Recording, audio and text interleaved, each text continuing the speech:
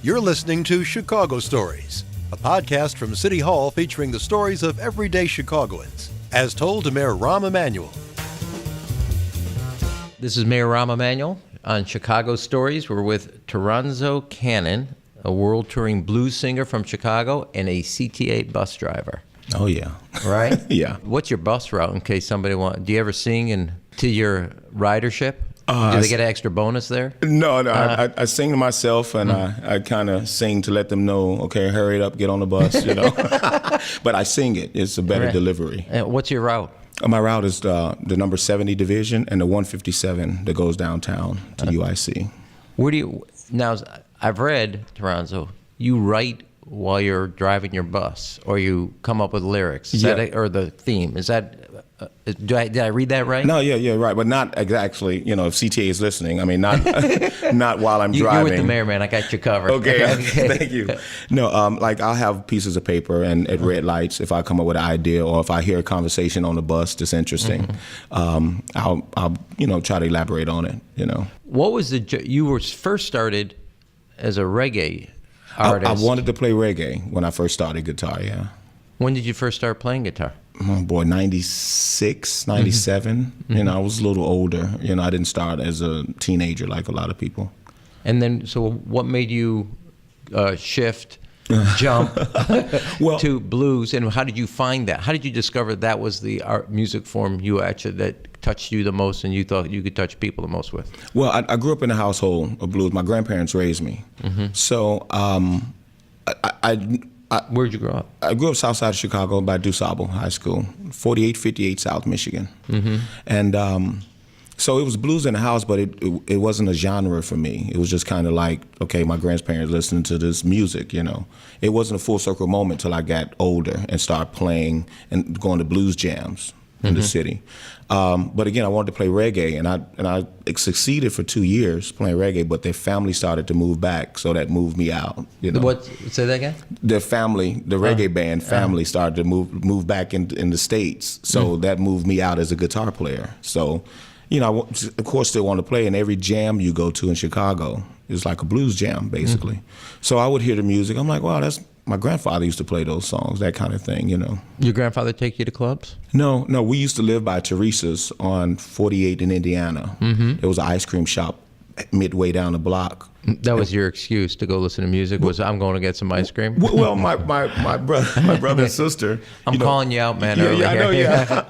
But they would get some ice cream, and I would run down to the end of the block because I knew my uncles hung out down there. So, you know, I hear music. I couldn't really see anything. I just saw legs and stuff like that, but I couldn't like get in because I was like 10 or 11 at the time. And then you think, so when you're done with reggae and blues was just kind of coming back home? Yeah, it was a full circle moment. And it's like, you know, listening to Little Walter, you know, My Baby, my grandmother, my grandfather used to, you know, sing that to my grandmother, and I'm like, oh, wow, that's, you know. So it was a full circle moment for me. I know that there's a Chicago sound. Yeah.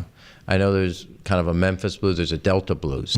I never knew there was a distinction between South Side and West Side blues. So what is the distinction?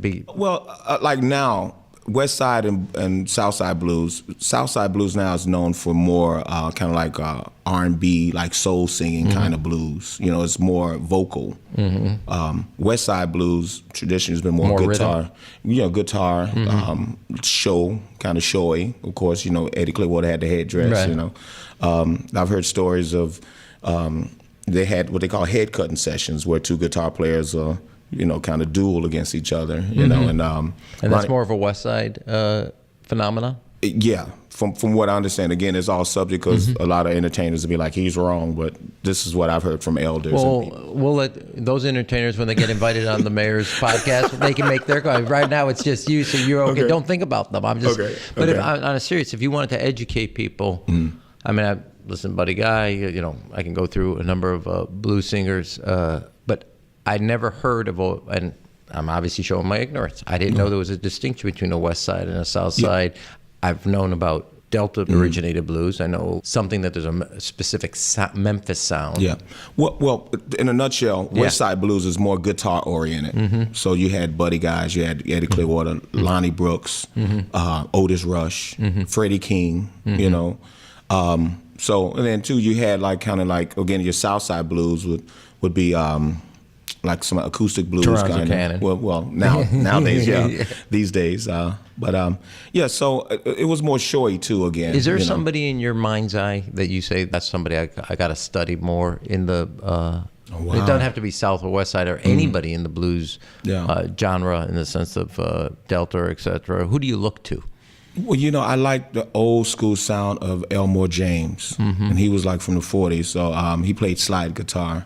But I know I can't be that. But I always try to take elements of people that I really admire. Why can't you be that? Because he had his life stories, and I kind of like had mine. His voice was a certain pitch, and it's just full of like anxiety. But it was just, he was like, his voice just full of sound, like it's full of pain, but it was beautiful pain. You know what I mean? So, what are the stories you want to tell?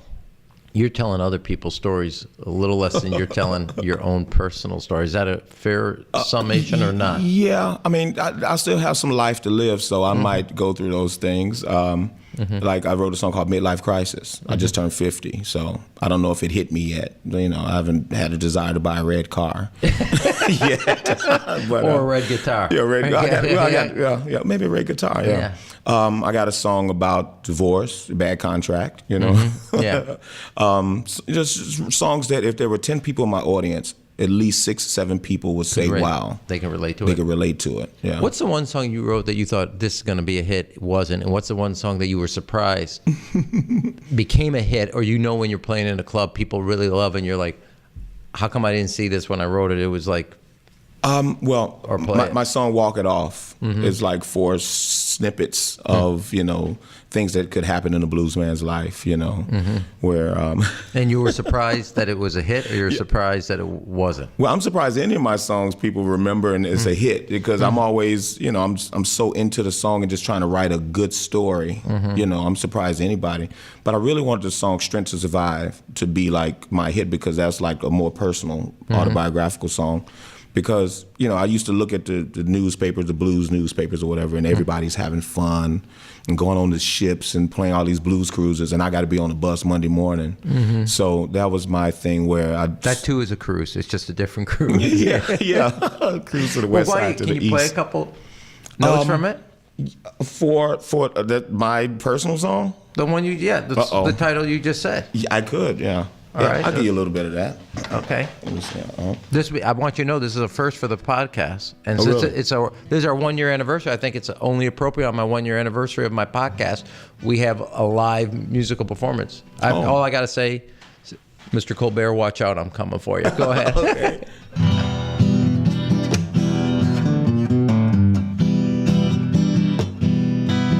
Things are not always what they seem. See, real life is getting in the way of my dreams. I get a little taste what I feel,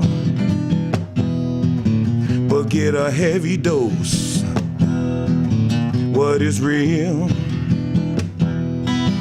I feel tired, I feel left out and set aside. I'm trying to find the strength, y'all, to survive. Looking in the mirror,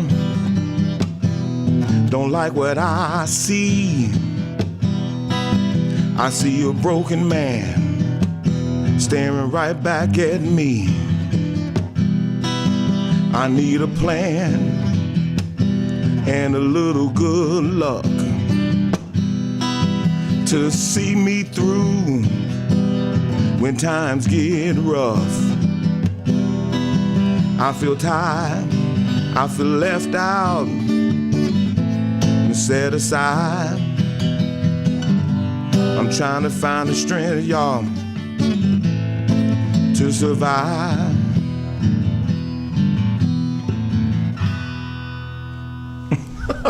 That is great, man. It's a little longer, but I overcome my your shyness, your reservation. You're coming out of your shell now. Well, actually, now I'm going to Europe 5 times a year, and I'm doing things. So the song is, Do you ever scope out a club before you go play? Like, that's a club I want to play at, or B, I don't like the settings of this. What do you? When you go before, I know you go. I mean, you're booked. You're going to go play outside. You like playing outside venues versus inside? If you go inside, what's the one you? Well, of course, you like to see a lot of people, right? But then the intimacy of like a club is cool, where you can just kind of see the eyes looking at you, and but again, and feel the crowd a little more. Yeah, and you can just focus and zero in on 1 or 2 people and kind of mess with them, and you know what I mean, have fun. I like to pick at people sometimes. Where was your last tour? My last tour we did. We did San Francisco. We did a couple of gigs in San Francisco, but we got an East Coast tour coming up in a couple of weeks, and then on to Europe in July. Are you surprised at rock and roll coming out, R&B coming out, or the role that blues has played as a unique American sound, but it's a foundational sound for all these other genres? Yeah, I always look at the Grammys and all these award shows, American Music Awards, and say they will not be there if it wasn't for the blues. No one would be on that stage. It would be crickets. But the blues, sometimes we get slighted as, that's old music, that's this, and I try to, I'm considered, I guess, a contemporary blues artist, I mean, I can do the traditional sound also, but sometimes in my storytelling, I need extra chords. I can't just do a 3-chord blues thing like the old timers used to do it, Why not? The story needs to shine a little bit better. Like I couldn't do that story that I just did with a 3-chord, if I could, one of these, I couldn't do it like that. So I need extra A midlife chords. crisis needs a couple more chords. It needs a couple more chords, yeah. We got a lot to get off our chest. That's right. Get me to 25. I want to be back there one more time. Where do you get a do-over if you got a midlife crisis? Right? Yeah. Well, yeah. I mean, you can't. It's hard to do that, and I mean, you're not having a midlife crisis. No, I'm not. But again, these are songs that could happen to me. My fears or my tears. You know what I mean? I write songs like that. So let me go. I'm gonna actually shoot back to a CTA just for one thing. I assume on the routes you have some regulars.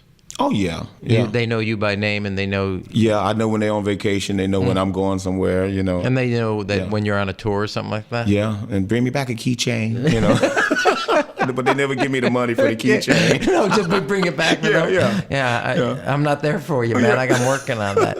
What was your best... one of your most memorable nights of either here in Chicago or somewhere else that you just felt like I don't want to... make this analogous to sports, but when you find yourself in a groove where you can't miss, is there a night particular or a show particular that really hit for you? There's a couple of times, actually. I did a gig in Armenia that was like... that's the last place of the globe I was going to pick of the 150 plus countries. Armenia. Armenia has a deep route to Chicago blues. They do now. They do now because I was the first blues man since B.B. King. B.B. King came in '74 and played in Armenia. Armenia in '74, and I was the next one, like in 2015. Where do you playing in Armenia? In Yerevan. And what happened? I played their National Theater, and it was like a thing. It was like. But I mean, I've had other shows where I felt good and man, I didn't want to leave the stage and the sound man is like, okay, it's time to go. And I'm like, I got one more thing to say, so there's, festivals, clubs, I mean, it's, it depends on the moment and if the crowd is really getting into me, Why do you think blues has gotten its second or third win here? Or maybe that's not a fair character, but I feel like that's what's happened. Well, it has its peaks and valleys, and it always has a person to kind of to get on the forefront. You had Stevie Ray Vaughan to bring it back. You got a guy named now Gary Clark Jr. just kind of bringing it back and making it like urban, but he's still keeping a tradition of the blues. And hopefully myself, as far as Chicago, because everything's regional, like you say, Memphis blues and things like that. I feel a certain responsibility. So, like, we got the Blues Fest this weekend. I feel a certain responsibility to give the people that come from all over the world, to give the people what they want. To be our ambassador.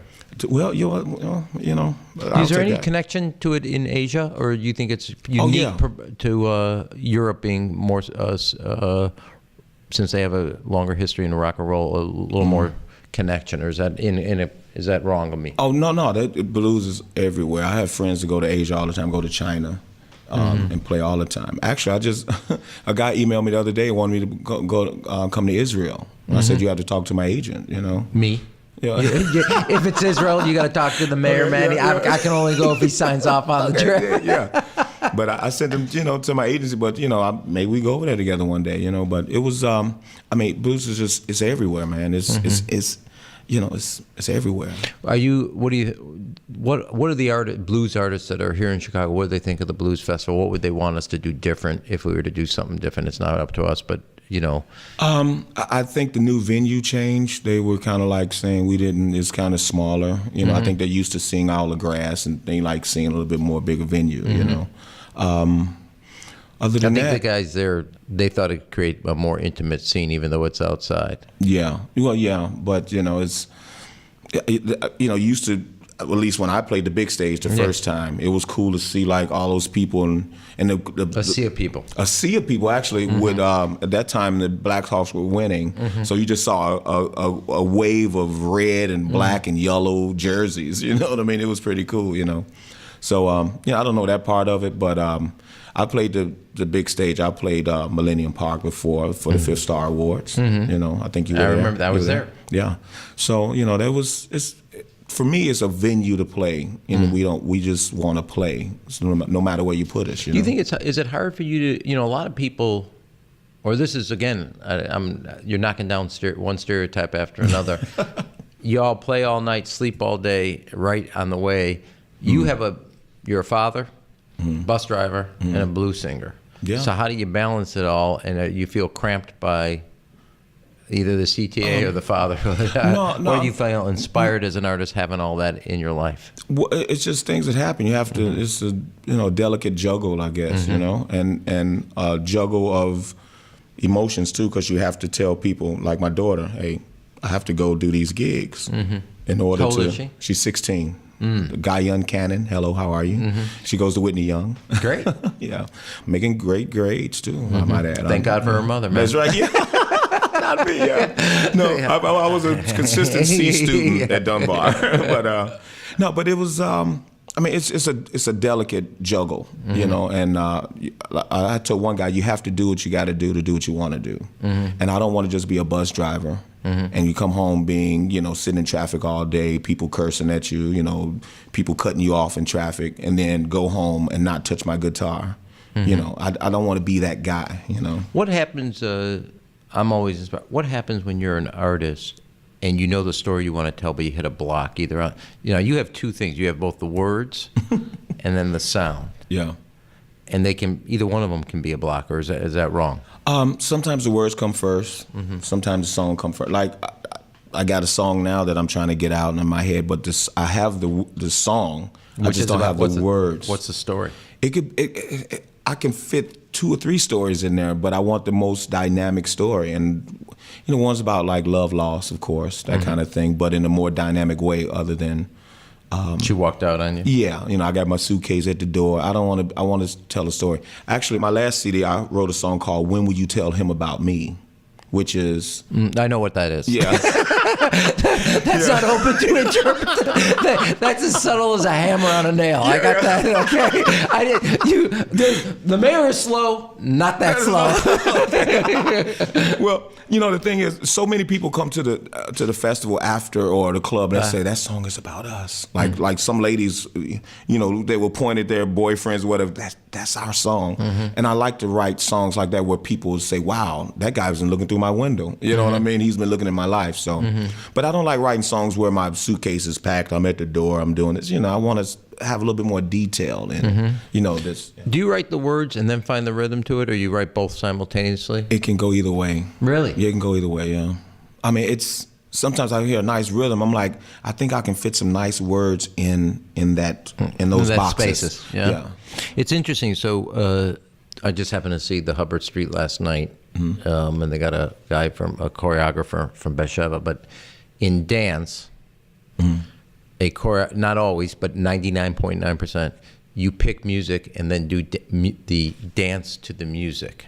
which is interesting. You don't have a dance piece and then go in search of music to work for the dance. And so I'm trying to figure out between your words of telling this story and the rhythm and chords of songs. So you're writing two different art pieces. Yeah. And you can go back and forth with. And sometimes you just get at a impasse where you just can't. I've went for outside help. My friend Mike Wheeler is an excellent songwriter and guitar He'll player, help you more accomplished. Yeah, and I'm like, dude, get me out of this writer's block.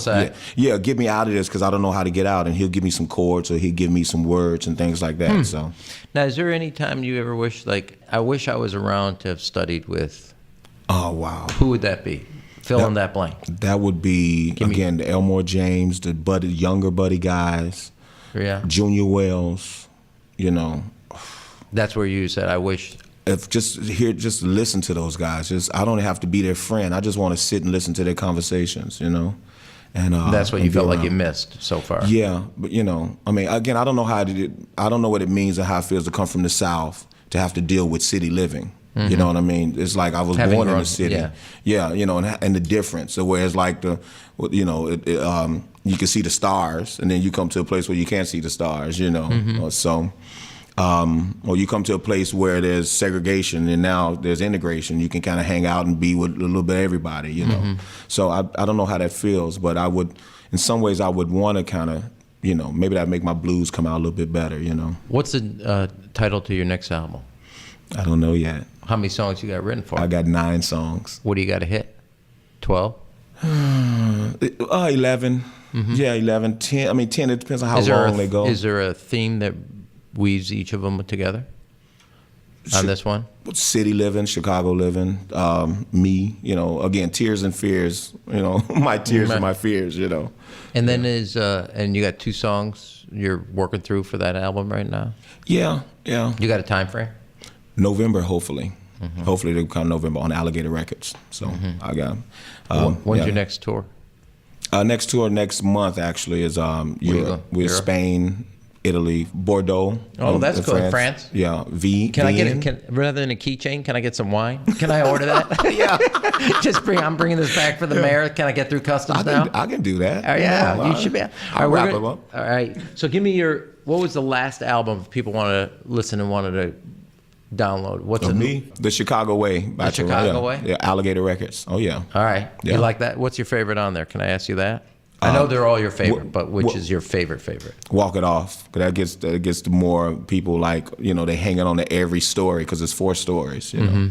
All right, we're going to do a rapid round here on Chicago. Uh-oh. You got this, man. I got it? Yeah, let me drink some water. Hold on. If you're sweating this, don't write any more songs. Ready? Yeah, ready. Thick or thin pizza? Oh, thick. Where? I just came from Uno's 2 days ago. Okay. Sears or Hancock building? Oh, boy. This is not a trick. You don't get scored on this, so don't worry about it. Hancock. Okay. River or lake? River. Why? Because you can kind of see stuff. Okay. You know what I mean? Cubs or Sox? Sox. Muddy Waters. You want to do that over or you want to stick with it? Muddy Waters and my grandfather, Sox fan. 16-inch or 12-inch softball? 16. Yeah, 16. Toronzo Cannon, man. Thank you. Can we get give me one more song? One more? Of your favorite, of whatever you want. This is your call. Okay.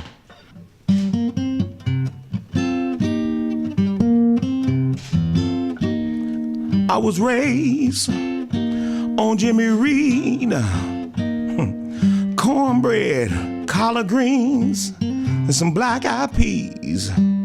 Took my first bath, muddy water. All you mothers, you better watch out for your daughter. I'm a blues man. Yeah. I'm a blues man. Yeah. I'm original, one of a kind, and I don't do nothing but what's on my mind. I don't want my woman hounding me, 'cause I'm down at City Hall, y'all. Just the man me. I'm a blues man. There we go. All right. Thanks. I'm sorry for the left hand. I'm gonna make a prediction because today I've been doing this with you today. Okay. My little one is graduating high school, and here's my prediction. Because you told me your daughter is 16. 16. Rising junior. Oh, yeah. Right? Mm-hmm. You're going to write a song about watching that little girl become a woman. And I'm going to guarantee you, and it's going to be... I got some in the bucket already, but it's not going to be on this CD. I just got my thoughts. Oh, yeah. You are... Everybody talks about midlife crisis and blah, blah, blah, blah. A father watching his daughter become a young woman with all the values... Mark my words, you're going to be writing a song about it, and how proud that makes you. Yeah, well, actually, the scenario I have is a guy showing up at my door. Well, that's a different. That's a different. There's Mama Bear, and then there's the Grizzly. Yeah. So, hey, man, I'm so proud of you. Thanks for making time for us. No, thanks again. All righty. You've been listening to Chicago Stories with Mayor Emanuel.